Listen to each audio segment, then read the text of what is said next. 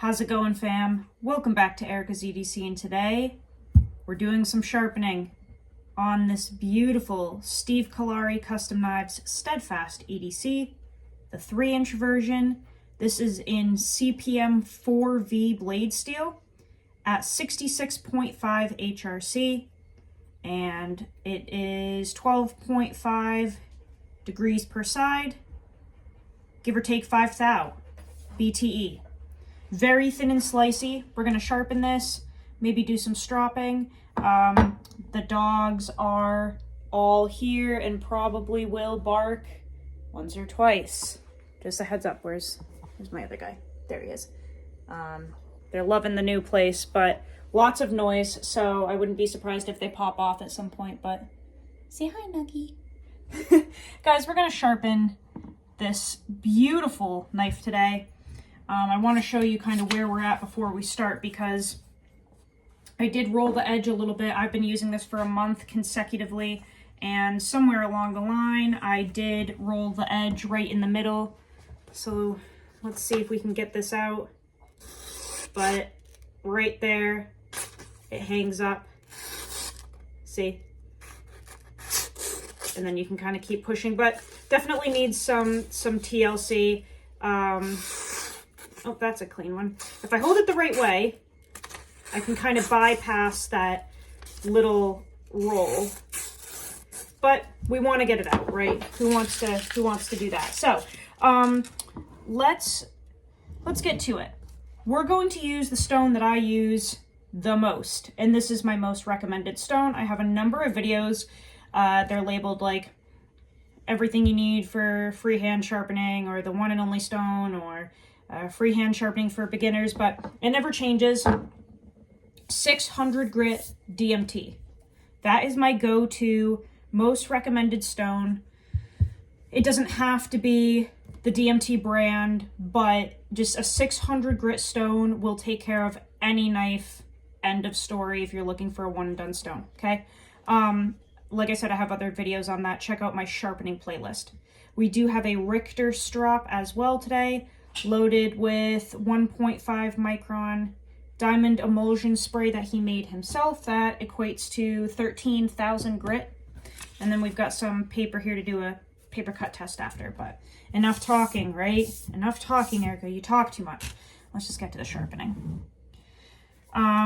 This should be pretty easy to sharpen. It's a very thin and slicey knife. It is really hard super steel, but when you use diamonds, if you have the right grit and they are quality diamonds, they generally work pretty well on all steels, regardless of if they're super steel or super hard. We already have a burr. And this is not like a how-to per se video. This is literally just sharpening this knife for the first time ever, and I've been using it for a month consecutively. This is also my first time sharpening 4V at 66.5 HRC. That's some of the hardest stuff I've ever used. So we already have a burr. Generally, I have a like a ceramic rod or something to deburr with, but we're just going to do a nice, gentle stropping pass on this same stone. See if we can knock that off. Absolutely. And we're just going to work on this other side. I just want to see if we can get this, you know, get a reasonable edge back on it with just these two items, the one stone and the one strop.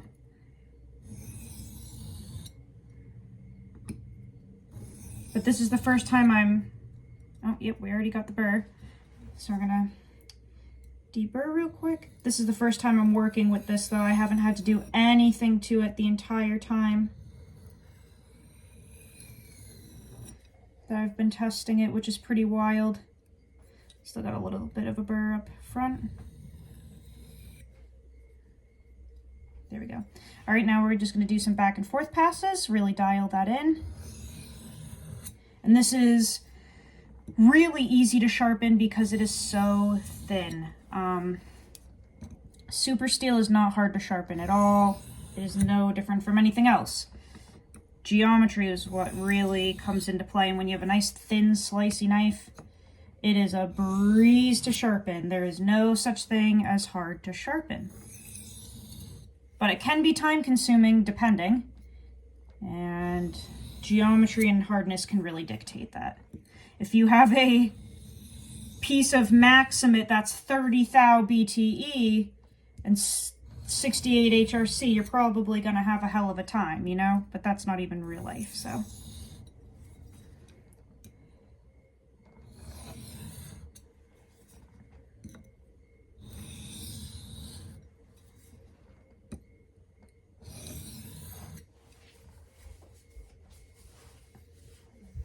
Just feeling if we've gotten that burr off. Feels like I have a little bit of one on this side.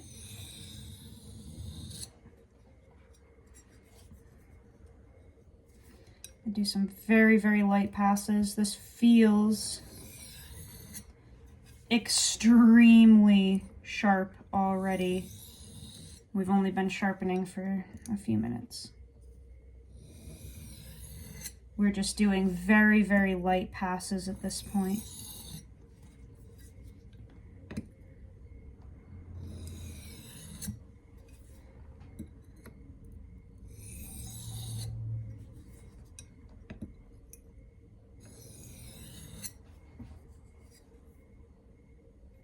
Might have a little bit of a burr over there still.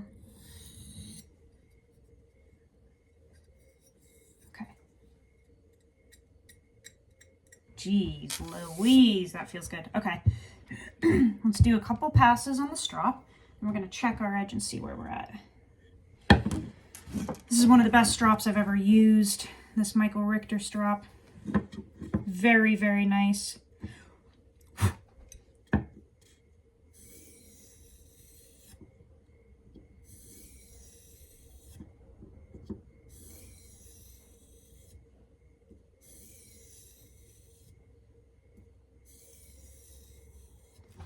With stropping, you're obviously working away from yourself, otherwise you're going to cut into the leather.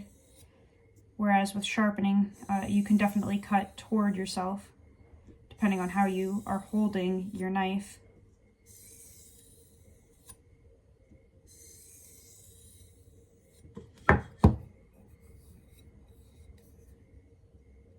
That's feeling toothy.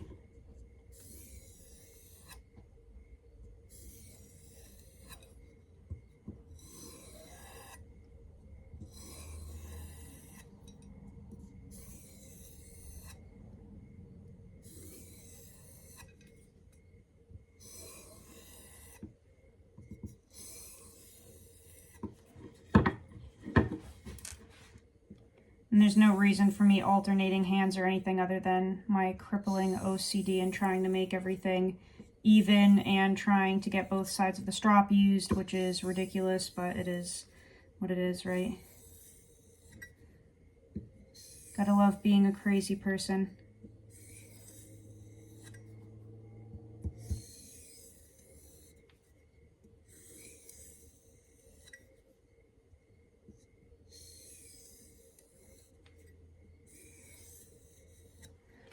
Let's see where we're at. I'm just gonna wipe this off of my sweatshirt here.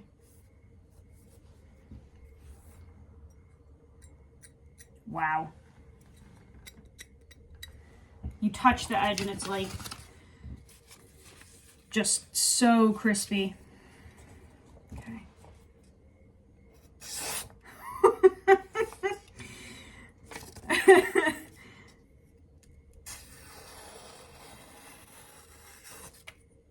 Wow. So we definitely got this like terrifyingly sharp. Holy smokes. Also got that roll out, it seems. That's one of the sharpest edges I've ever done. That's actually so scary. That is so terrifyingly sharp. I mean, that's just sketchy, dude.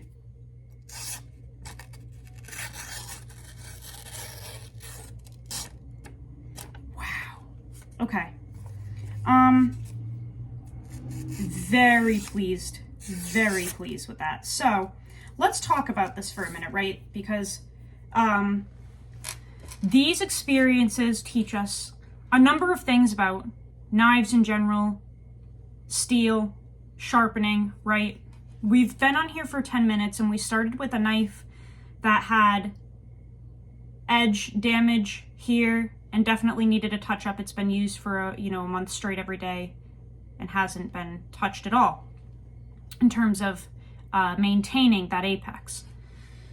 We also have a knife in a super steel, one of the most superior steels in my opinion, 4V, at probably the maximum hardness that you can bring it to, 66.5 HRC. Extremely thin. We have a very shallow edge angle of 12.5 degrees per side. And we've got 5/1000ths of an inch behind the edge. All of those characteristics would tell you that this knife would be fragile. It would tell you that this would be hard to sharpen if we're listening to people that say that super steels are difficult to sharpen, right? This kind of fits in a box of judgment and myths in the knife community.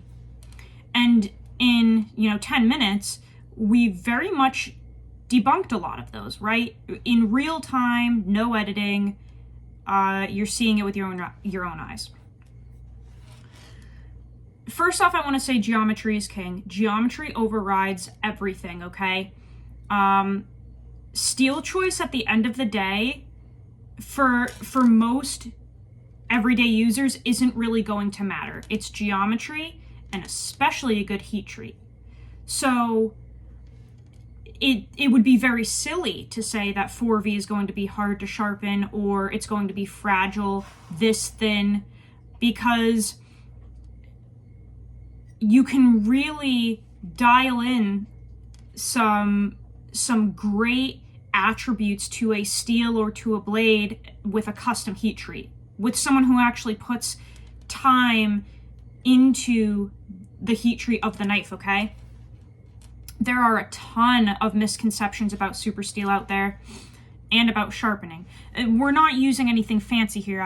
I'll tell you guys right now, I don't really have anything fancy, okay? This is literally a 600 grit DMT stone that I got off of sharpeningsupplies.com a very long time ago.